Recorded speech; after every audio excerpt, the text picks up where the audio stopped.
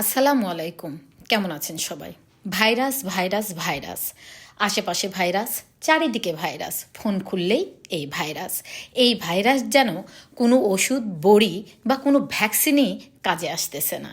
এই পৃথিবীটাকে গ্রাস করে খাচ্ছে এই ভাইরাস যেন তেন ভাইরাস নয়।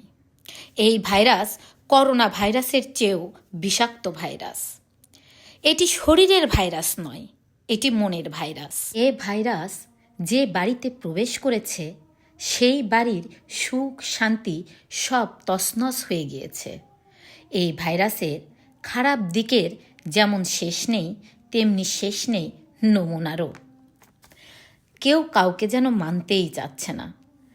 মনে হচ্ছে লজ্জা শরমের মাথা কিনে খেয়েছে সবাই।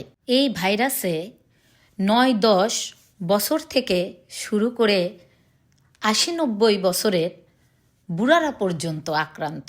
মা, চাচি, নানি, খালা, দাদি, দাদা, ফুপু, ফুপা, চাচা, শ্বশুর, শাশুড়ি থেকে শুরু করে এই ভাইরাসে আক্রান্ত। চীন, জাপান, আমেরিকা এত কিছুর ভ্যাকসিন বের করতে পারে, এই ভাইরাসের ভ্যাকসিন বের করতে পারতেছে না। কোন ভাইরাসের কথা বললাম অবশ্যই কমেন্টে জানিয়ে যাবেন। আল্লাহ হাফেজ।